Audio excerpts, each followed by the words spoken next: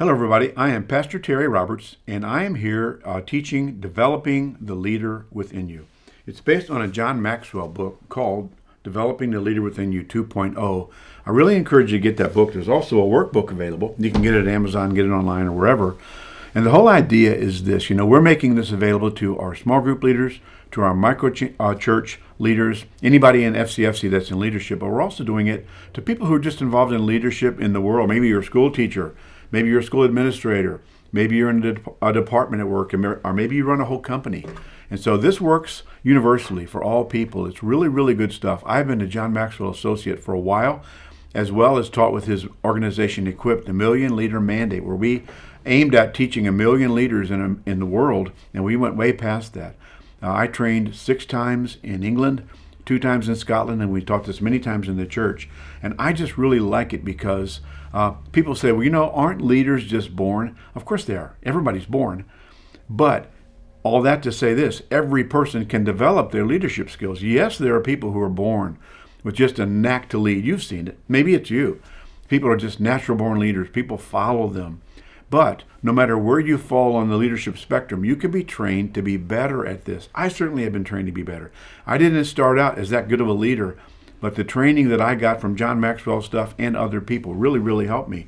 And I will say this, I am a follower of Jesus, and I am a Christian. I'm going to teach this as a faith-based curriculum, but most of the people that John Maxwell ministers to, that read his books, and that he teaches to, are they're non-Christian or secular companies, and so it works for anything. It works across the board. He teaches to Fortune 500 companies all the time, so we really appreciate that you may be in something different. I allow for that.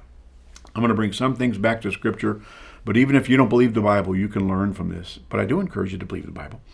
I'm going to start with the story of Tattoo the Basset Hound. The story of Tattoo appeared in a Tacoma, Washington newspaper. The dog's name was Tattoo. The reporter wrote, Tattoo didn't plan on going for a run that evening, but when his owner accidentally shut the poor dog's leash in the car and drove away from home, Tattoo had little choice. Now, thankfully, when he started driving, a policeman saw the poor dog's dilemma and pulled the car over. The cop had one interesting observation. He said, the Basset Hound was picking up his feet and putting them down just as fast as he could. Amazingly, his short legs got him up to 25 miles an hour in spite of being rolled several times. You can see that word picture, right? When you think about life as a leader, you may feel like Tattoo. Like something's got a hold of your leash and you'll never get free. You might even think that'd be a good leader. It's really just a thing of run or get run over. And so you might be frustrated as a leader. You might need some help. The good news is there is help. If you feel like Tattoo sometimes, you are in the right place. So why is leadership important? There's a statement that John Maxwell makes that we'll unpack throughout the course, not so much tonight, but he says, everything rises and falls on leadership.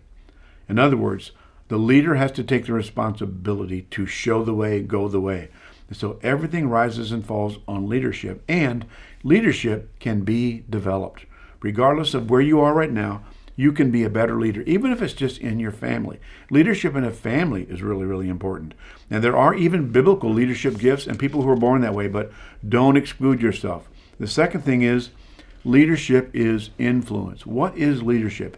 It's the ability to obtain followers. That doesn't necessarily mean that you're leading them in the right place. There are good leaders and there are bad leaders. Winston Churchill was the leader.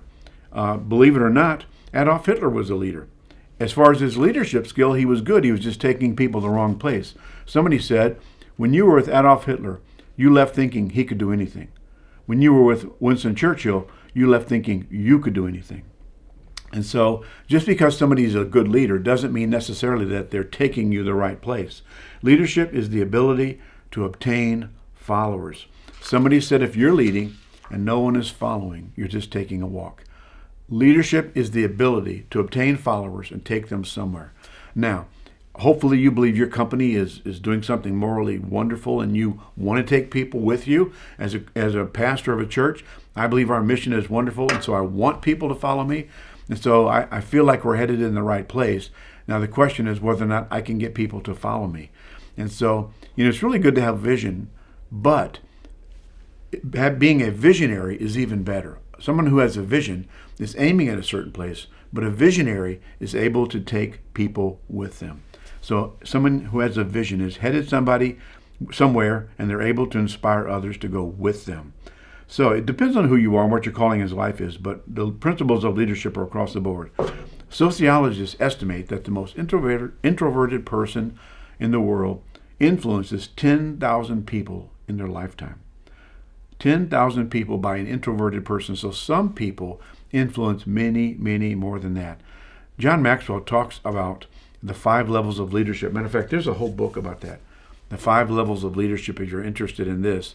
And then there's another one called the 21 Laws of Leadership. Actually, it's the 21 Irrefutable Laws of Leadership. And what I like about this book is it takes the 5 levels of leadership that I'm going to teach in tonight's lesson, and it actually intersperses them with the leadership laws and tells you which laws you need to be proficient in to make it to the next step.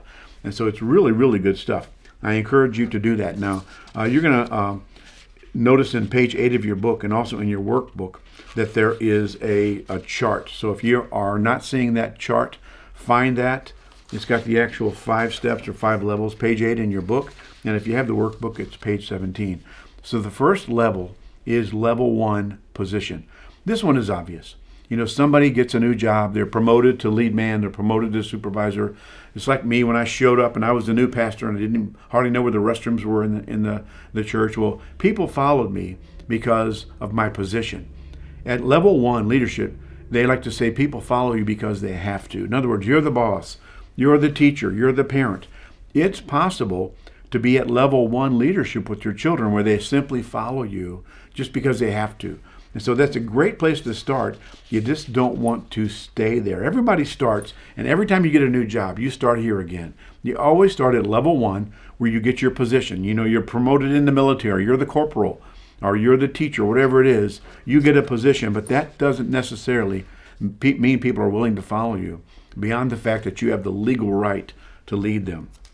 You know, John Maxwell tells a story of going to his first church and going to a board meeting. And even though he had the position as leader, he noticed that everybody followed a man there, an older farmer named Claude. And he realized that Claude had influence, even though he didn't have a position. And John Maxwell had a position, but he didn't have influence. And so he learned to have the meeting before the meeting with Claude and present to Claude what he wanted. And then he relied on Claude, who had the influence, to make it happen at the meeting. And so we don't like to admit that that's the case. But just because you have position doesn't mean you have influence. I know of a guy who once told his employees, got them all together and said, now don't ever forget, I'm the boss. Well, if you've got to tell somebody you're the boss, you probably aren't really. Somebody said it this way, being a boss is different from being a leader. Bosses drive, coaches, our leaders, coach. Bosses inspire fear, and leaders inspire enthusiasm. Bosses say I, and coaches or leaders say we. So bosses fix the blame, and leaders fix the problem. They're problem solvers. They use their influence to do good. Bosses say go, and leaders say let's go. So everybody starts at that place. You just don't want to stay there. Oftentimes when somebody is in a position of leadership, they try to use other people's influence to get things done. Like a supervisor might say, you know, the big boss said. And here as a pastor in the church, we have people who say, well, you know, Pastor Terry said. And what they're doing is they're relying upon borrowed influence. And so maybe that'll work sometimes, but you need to develop your relationship with the people so that you get influence for yourself. And that's the second level. Level 2 is permission. It's based on relationships. At level 1, people follow you because they have to. At level 2, people follow you because they want to. And again, everybody starts at the bottom. But as you develop relationships, people begin to like you. Let's go back to my example here at the church. I came to the church. I had the position as pastor.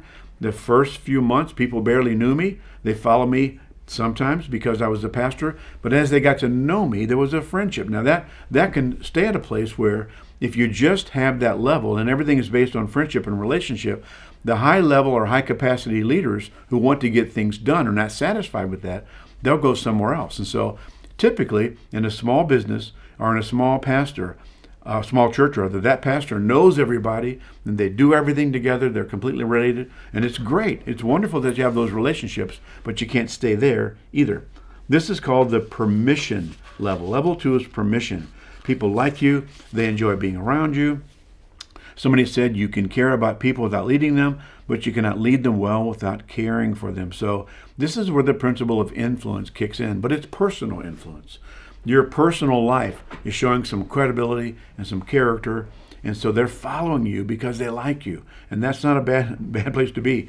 Influence is defined by Cambridge Dictionary as the power to have an effect on people or things. The power to have an effect. So you're beginning to establish trust.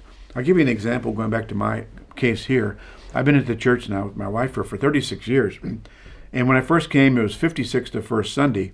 And some things had happened, maybe some fundraising things that didn't go quite right. And the church was in debt. And there was some discord a little bit. And so when I came, people let me lead because of my position. And then I got to know them.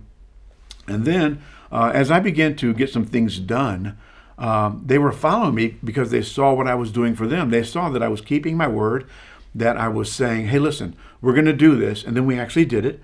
And I said, we're going to have 300 people and be out of debt in 3 years. And we did it. And so somebody said, I think John Maxwell taught it this way. It's kind of the principle of change. Every time you do something positive, people give you some change. You put it in your pocket.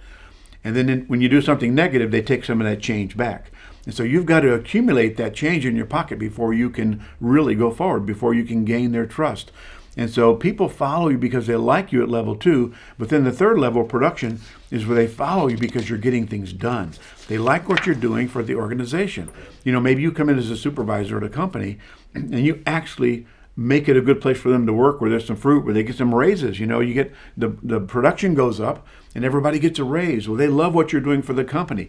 In my case, as a pastor, they look at the church and say, wow, people are actually following Jesus here, and things are happening, and attendance is growing, and good things are happening, so there's some production. And Maxwell talks about what he calls the big momentum. Again, it's kind of like the change example. When you get things going right, it's easier to do other things. It's like a train. If the train is moving fast, it'll blast through anything. But if it's barely moving, you can stop it with a brick. And so you've got to get momentum on your side. Production is really important because even though you want to have a good relationship, you want to get things done with people. And like I said earlier, if you don't get things done, your high capacity leaders will go somewhere else or get a different job because they want to produce. They don't just want to have friendships, even though friendships are vital, relationships are vital. They actually want to get things done. It's like my favorite basketball player is Larry Bird. I spent many nights watching him and the Boston Celtics wrestle with the Lakers for championships. And Larry Bird was the guy that was known as the clutch three-point shooter. There might be, 5 seconds on the clock, and he would even tell the other team, they're going to give me the ball, so get out of my way. I'm going to shoot it. And he would do it so many times. He was a clutch shooter. Can you imagine that Boston is in their last 5 seconds, and they're down by 1 point, and another player, Robert Parrish, who was a good player but not that great a shot, would say, Coach, I want the ball. And he said, no, I'm going to give it to Bird. He said, but I want the ball because it's not fair, because you've been giving the ball to Larry Bird all the time. Well, as much as you like Robert Parrish, you're going to give it to Larry Bird because he's going to get results. In the same way, results are a good thing. Jesus even said, I've ordained you to produce fruit or to get results. That's a good thing. It's not a bad thing. Just hanging out with people and just developing relationships is a great place to start, but you also need to get some things done. And so people at this level follow you because you're helping the organization. Now the next level is one that a lot of people don't get to. This is where a lot of people get stuck. Matter of fact, Maxwell says it this way, page 16 of your book. Not every good leader works to develop influence on level 4. In fact, most leaders aren't even aware that level 4 exists. They're so focused on their own productivity and that of their team that they don't realize they should be developing people. And so at this level, you're already getting things done, but you've got to switch from just getting results to imparting things to the people around you, empowering people around you. It takes trust, it takes confidence, it takes a security in you that you don't feel threatened when you delegate something to someone else. 2 Timothy 2:2 says it this way, and the things that you've heard from me among many witnesses, commit these to faithful men who will be able to teach others also. So think about that, and think about what it looks like in your family, in your job, in your church. Paul said, the things that I got, I'm giving to you, Timothy. and you give it to other people who will in turn give it to other people, there's at least 4 and arguably 5 generations of impartation and delegation there. So people who don't delegate don't trust others, and they never empower them because they're afraid, if I delegate this, if I develop other people, they might take my job. And so for job security, I'm going to make it so that nobody knows the codes and I'm the only one that can do this. Well, that fear-based leadership keeps you from developing. It keeps you from being promoted.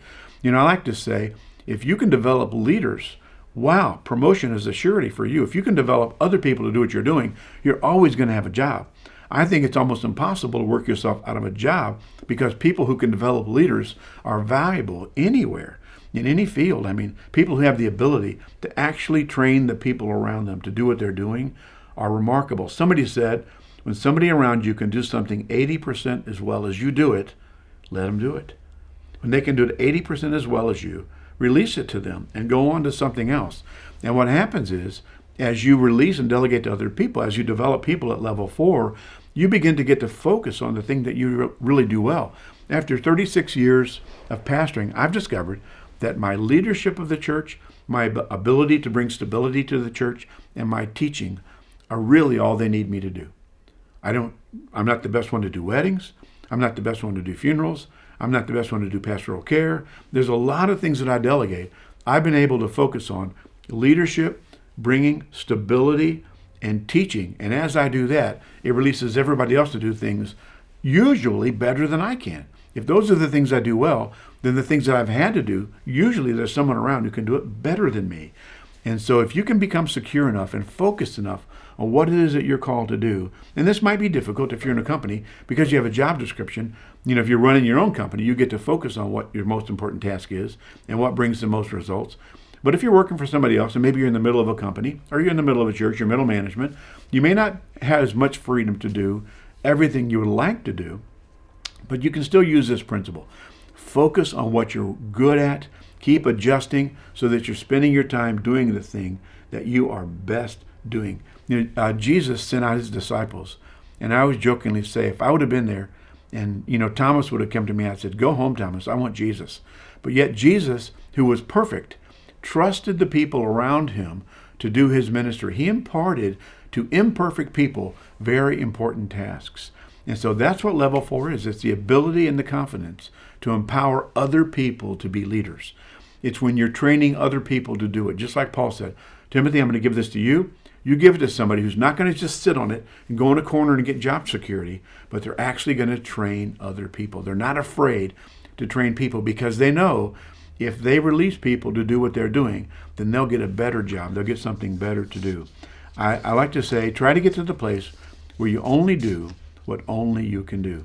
So I ask myself here at the church, what things do I need to do that no one else can do? Like somebody said, you can't delegate a haircut. In other words, you got to get your own haircut. There are some things in life that you have to do, but the things in life that you don't have to do, give those to other people to do because you're empowering them, you're giving them confidence, you're showing that you trust them, and it releases things in people. You'd be shocked how well they could do them.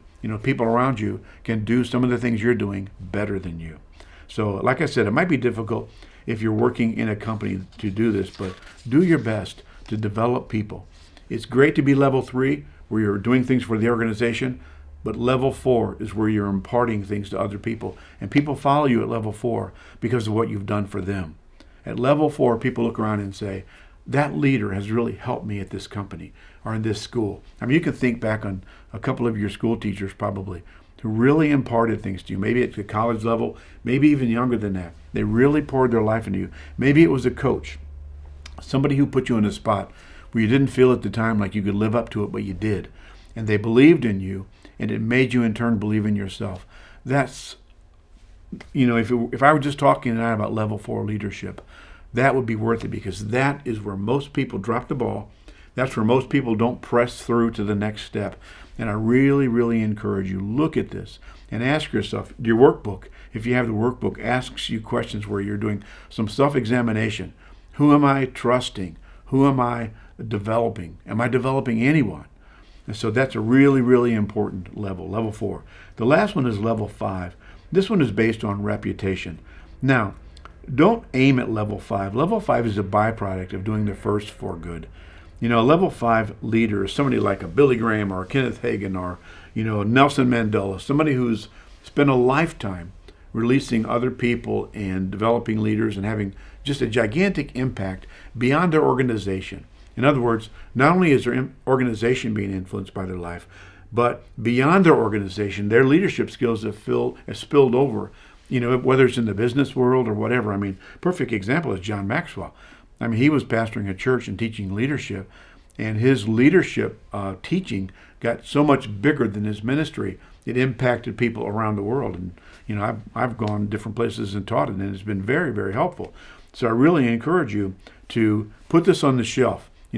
Usually when people think they're a pinnacle leader, a level 5 leader, they're usually not. And so don't aim for this one. Just see this as a byproduct of doing the first 4 right. This one comes from respect. This just means people respect you. They look at your life and say, he's poured his life out for all this time. And so on page 22 and 23 in your book, it tells you what to do to navigate these levels in your life. And like I said, if you're really interested in this, and this is just one lesson in this series, the book here, the 21 Laws of Leadership, with every level, it tells you which laws you need to work on. The law of the lid, all the different things you need to look at in your life. And I'll tell you, it's self-examination where you're being brutally honest with yourself and saying, this is why I'm dropping the ball. It was so painful for me to see that just because I was in a position of leadership didn't mean I had the ability to do it. And if I didn't grow myself, if I didn't let myself grow, I was not going to be able to let the people around me grow. And so it was really a challenge, especially at first, to see that I had to grow. I had to get better on the inside in order for the people around me to grow. And so it's really important to think of it this way. It's like going from success to significance. Success is based on what you've done, what you've possessed. Okay, I wanted a house. I wanted a car. So I worked hard and I got all these things. And in the world, they measure that by success, they measure success by what you've done for you. And then the next step is significance. What have you done for others?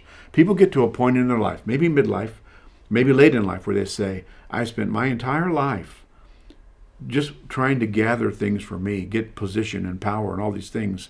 And it's not enough. I really want to make a difference with my life. And so going from success to significance is when you actually impact other people. Here's a quote by Maxwell. Do you know the difference between success and significance? I know a lot of people who believe they are successful because they have everything they want. They've added value to themselves.